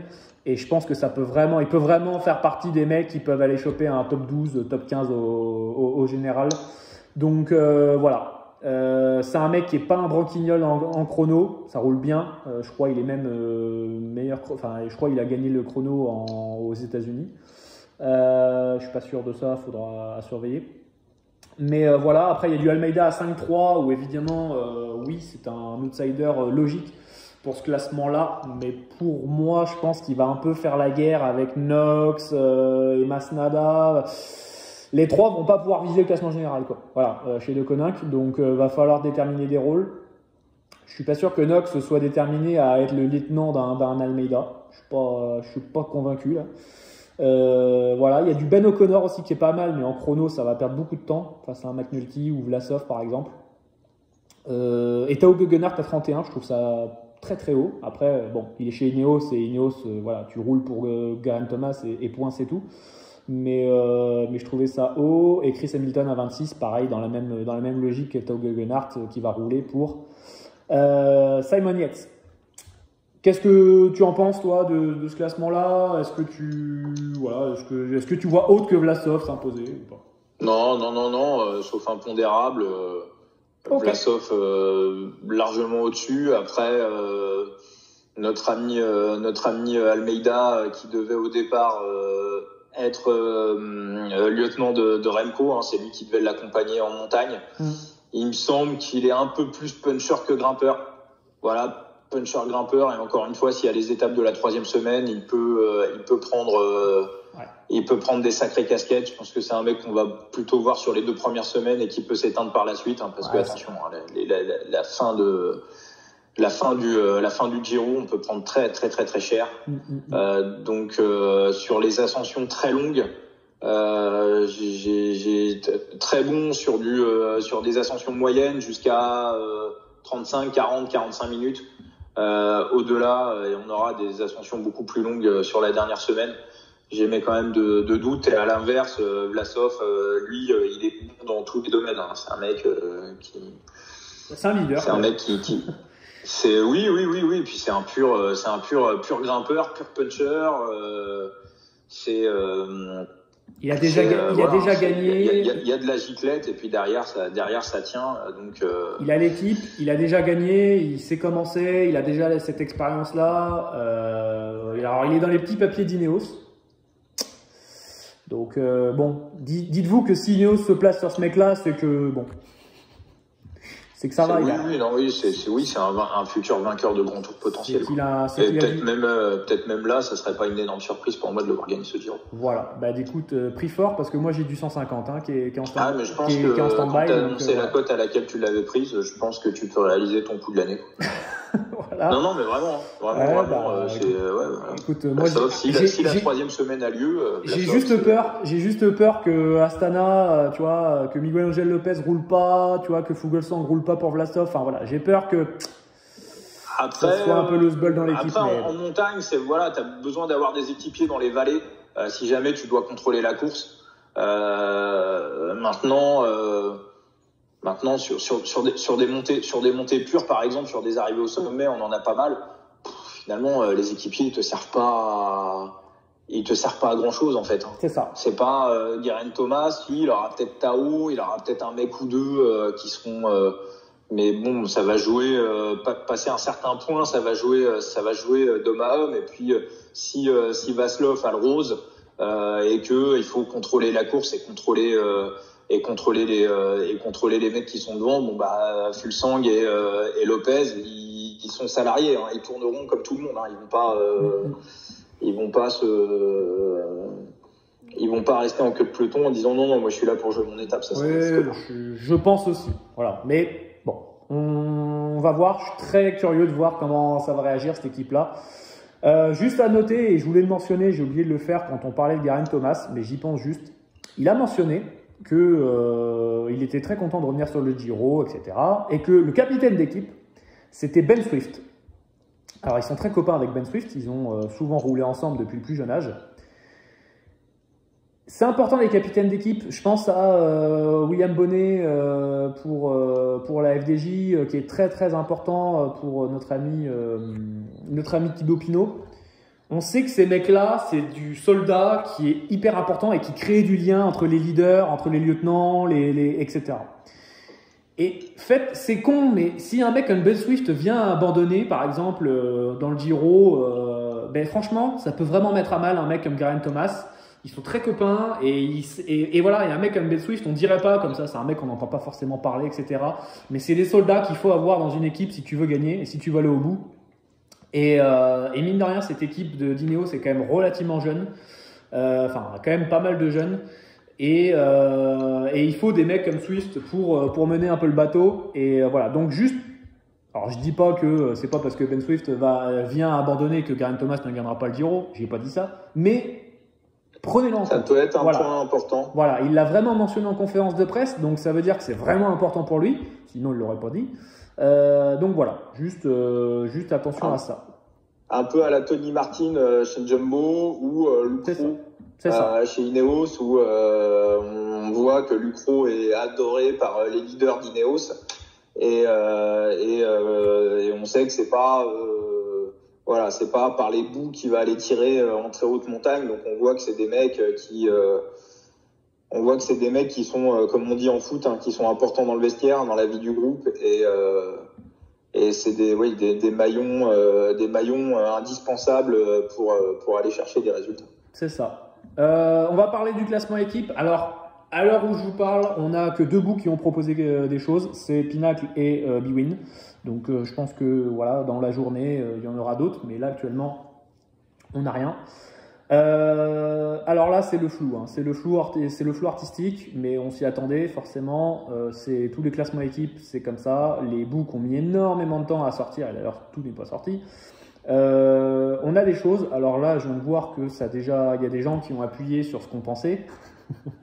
D'accord. Voilà. D'accord. Voilà. Bref, je viens de voir un drop là en direct. Wouh, c'est incroyable. Je sais de quoi tu parles. Voilà. Donc on va en parler directement. On en a parlé en introduction de cette vidéo. Movistar à 21 sur le Tour de France, qui nous a mis bien. On a une équipe Movistar qui est une équipe bis, on va pas se leurrer, voilà, c'est une équipe B. C'est presque l'équipe C. C'est l'équipe même C, on a des mecs qu'on connaît à peine, franchement on va pas se mytho, il y a des mecs qu'on connaît pas, qu'on n'a pas vu courir, etc. Donc c'est très compliqué, il y a un mélange de sprinters, de punchers, de grimpeurs, c'est vraiment très disparate. Très compliqué à savoir quels sont les objectifs réels sur ce Giro. Et donc, moi, je peux te le dire, l'objectif. Et donc, l'objectif, c'est le classement équipe. Moi, je le connais. Voilà, c'est le classement équipe, parce que quand t'as pas d'objectif, tu vises le classement équipe, quoi. En tout cas, Movistar, c'est ce qu'ils font. Et donc, voilà. Donc, Movistar va encore jouer très probablement ce classement équipe. Alors, avec quelles armes, comment, j'en sais rien. Mais voilà, j'ai quand même du mal. Oh, putain, ça drop encore, c'est incroyable. J'ai quand même du mal à voir ces mecs-là gagner. Mais j'avais dit ça sur le Tour de France, donc maintenant je vais arrêter de le dire parce que j'avais pris aussi sur le Tour de France, parce que bon, c'est vrai qu'à 21 c'était quand même abusé. Et là, autant à 21 avec quasiment la meilleure équipe que Movistar pouvait aligner. Bon, là c'était un vrai coup. Autant, bon alors là, à l'heure où je vous parle, maintenant c'est à 8,64 la Movistar. Donc là pour le coup c'est pas du tout intéressant.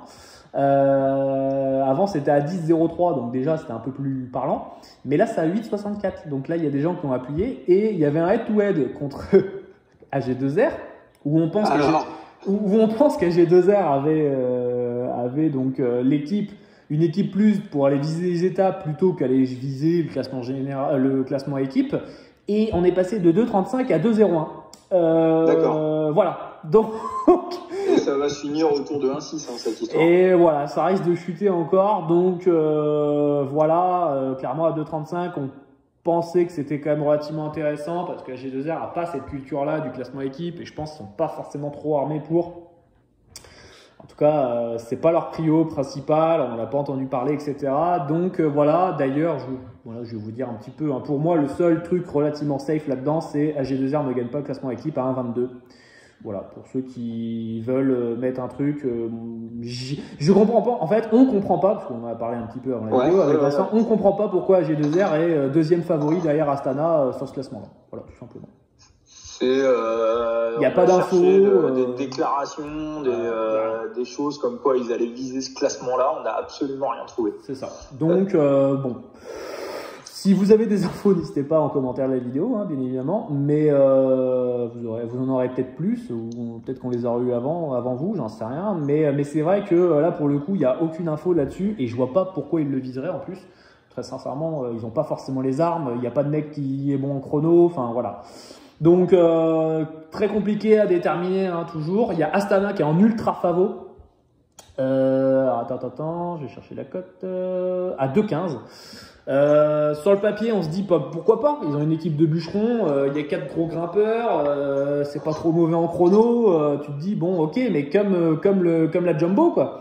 Comme la Jumbo sur le Tour de France, où tu te dis, les mecs ont une équipe de bûcherons, ça va aller au bout. Sauf que ça finit deuxième, je crois. Ouais.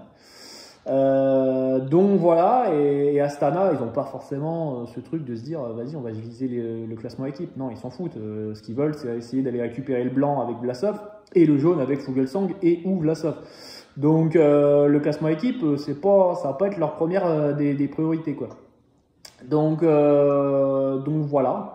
Après, toi, si tu avais quelques équipes à mentionner, on avait parlé de Koninck, nous, potentiellement. Ouais. Ou le Fever peut dire, tiens, le mettre comme un objectif parce qu'il est très. Maintenant, ils l'ont jamais vraiment fait. Hein. Je pense que de Koninck, l'idée, ça sera plutôt d'aller chercher des étapes et peut-être un top 10 avec Almeida ou avec Masnada. Movistar va le viser. Alors on sait quand même qu'on a Cataldo qui a déjà fini 10e ou 12e du Giro. Donc voilà, Cataldo, c'est le leader, c'est la valeur sûre. S'il arrive bien, il peut peut-être aller chercher 8e, 9e place.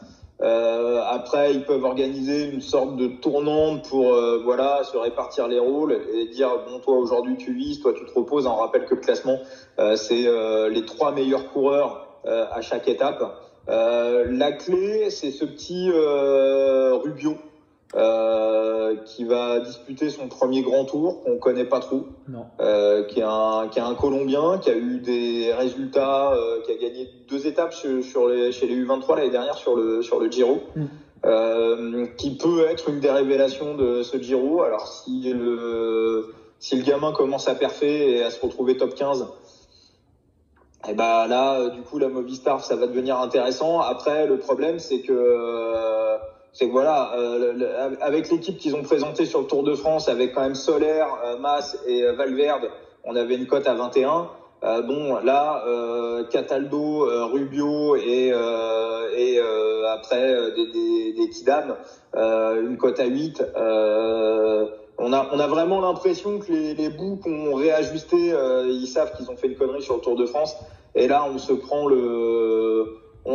entre guillemets le retour de bâton, parce que la véritable cote elle est plutôt 15-16, enfin et voilà, ils prennent vraiment en compte que la Movistar va jouer ce classement et pas les autres. Mais voilà, là il n'y a plus aucune value, là le head contre AG2R, on l'a pris à 2,35 tout à l'heure.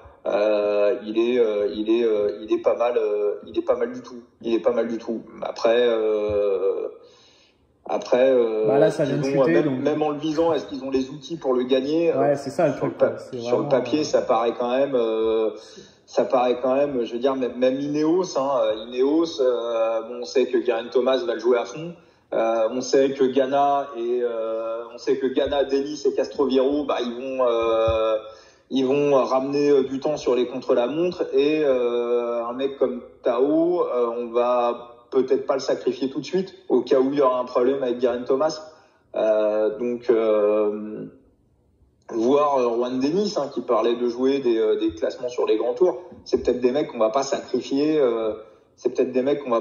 Immédiatement. Donc et puis voilà, une autre équipe peut, à un moment donné, on n'est pas à l'abri que la CCC ou la NTT ou De Koninck décide de viser le classement en cours de route, parce qu'ils vont se retrouver placés, et puis je t'en parlais avant. La NTT serait quand même vachement malin, je pense, pour elle, s'il venait à aller gratter ce classement équipe. Pourquoi? Parce que comme on dit, il n'y a pas forcément 150 équipes qui ont envie de la viser. Et après, de là, les mecs ont quand même Luis Meintjes,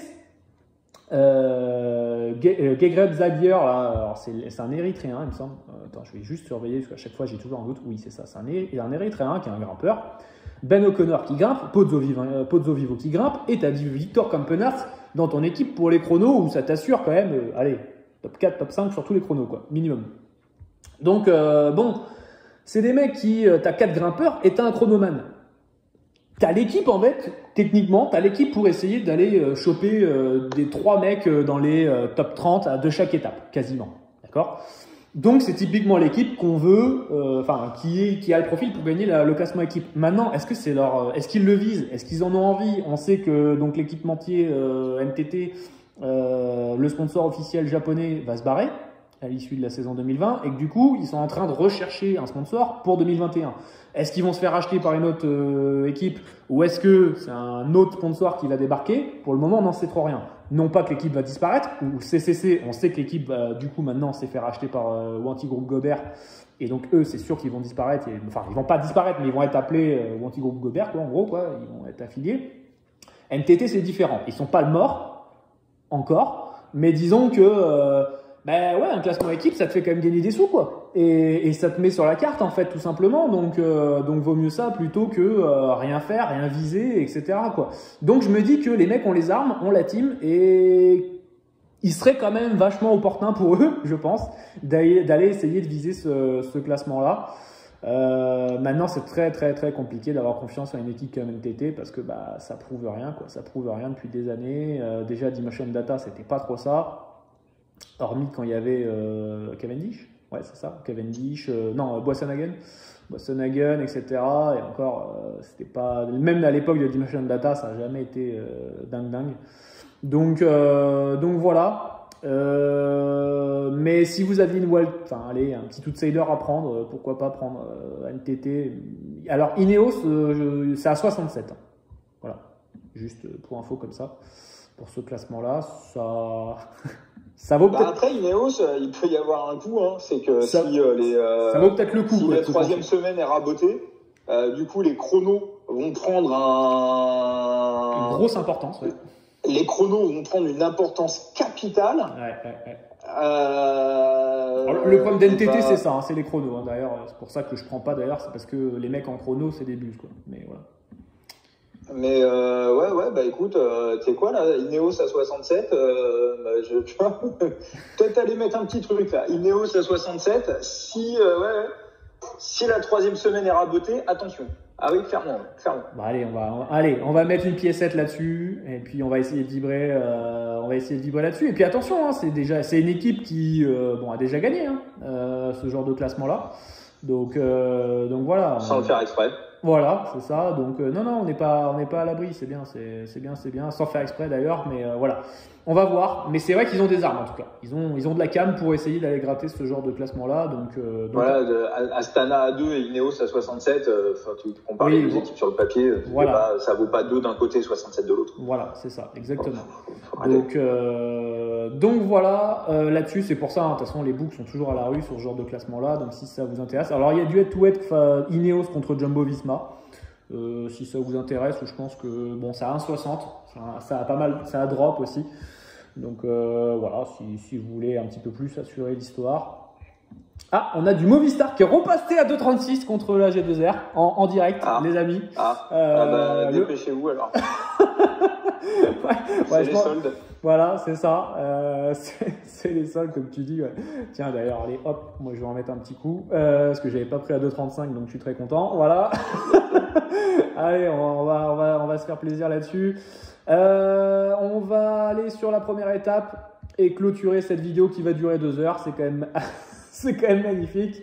La première étape, bon, on va pas tergiverser. Hein. Chrono, 15 km. Petit faux plat montant au début sur 1 km et après descendre sur 2 bornes, il me semble. 2 bornes et demie et après c'est du plat. C'est du plat, beaucoup de vent. Beaucoup de vent là à Palerme, venant donc normalement de premier quart droit, donc ça veut dire que les mecs l'auront un peu dans le dos de côté sur les 2 tiers du parcours et sur le dernier tiers ils l'auront dans le dos sur 1 ou 2 km et après ils vont l'avoir de face sur les 2 derniers bornes. Donc voilà, chrono, voilà, va falloir vraiment faire regarder les conditions. Sur ce que j'avais vu, mais attention, c'est pas marqué dans le marbre, hein, ce que je dis là. Il faut vraiment, vraiment surveiller les conditions météo. On risque d'avoir une journée où en gros, plus ça va aller et moins il y aura de vent. Donc regardez la start list. Regardez bien s'il y a des mecs qui sont, notamment je pense à Ghana, parce que c'est lui l'ultra favori sur cette étape-là.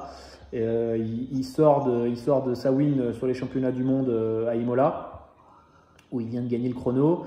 Il est coté à 1,47 sur Winamax, donc c'est vraiment très très bas pour du chrono. C'est vraiment, c'est assez ouf. Il peut y avoir un truc où si Ghana est un début de start list et que un Dennis, un Thomas, un Victor Campenaerts, un Matthews, un Jos Van Emden, etc. est en fin de liste et qu'il y a moins de vent, peut perdre ce chrono-là. Voilà, ça c'est une optique, c'est une option.